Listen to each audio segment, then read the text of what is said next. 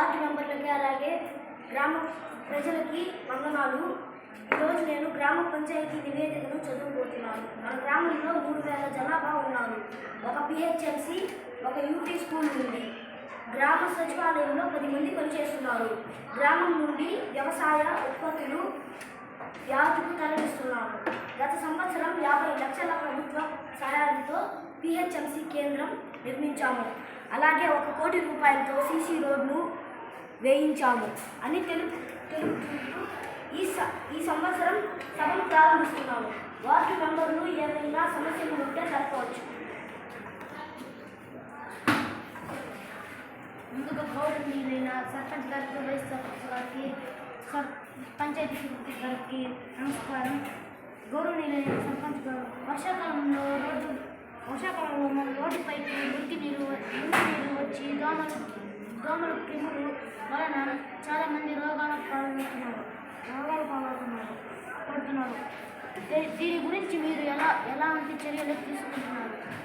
మేము డ్రైనేజ్ నిర్మాణానికి ఏర్పాట్లు చేస్తున్నాం. దాని గురించి పంచాయతీ సెక్రటరీ గారు మాట్లాడతాం. గౌరవైన సర్పంచ్ గారికి, ఉప సర్పంచ్ గారికి, వార్డు మెంబర్కి నమస్కారం. 2 కోట్ల బడ్జెట్తో పంపించాం. నివేదిక పనులు జరుగుతున్నాయి. రేపు ఎల్లుండిలో వస్తానే పంపిస్తాం. సర్పంచ్ గారికి, వైస్ సర్పంచ్ గారికి, పంచాయత్ వార్డు మెంబర్కి నమస్కారం. సర్పంచ్ గారు, మన ఊళ్ళో నుండి బడికి వెళ్ళే పిల్లలు 50 మంది. కొంతమంది గవర్నమెంట్ స్కూళ్ళకు, హై స్కూళ్ళకు వెళ్తున్నారు. గవర్నమెంట్కి ప్రపోజల్ చెప్పి హై స్కూల్ను నిర్మిస్తారని ఆశిస్తున్నాం. హై స్కూల్ మనకు అవసరమని డిప్యూటీ డిఈఓ గారికి మరియు డిఈఓ గారికి, కలెక్టర్ గారికి వినతి పత్రం సమర్పిస్తున్నాం.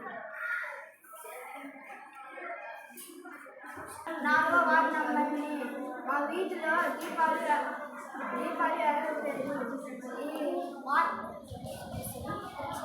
పరిశ్రమించండి. దాని గురించి వైస్ సర్పంచ్ గారు మాట్లాడతారు. Okay, right. వర్షాల కారణంగా పిడుగుపాటుతో లైట్లు పాడైపోయాయి. దాని గురించి మేము చూసుకుంటాము, దగ్గరుండి బాగా చేపిస్తాము. ప్రకృతి కూడా డిజాస్టర్ మేనేజ్మెంట్ నిధులు విడుదల చేసింది. త్వరలో ఈ సమస్యకు పరిష్కారం ఇస్తాము.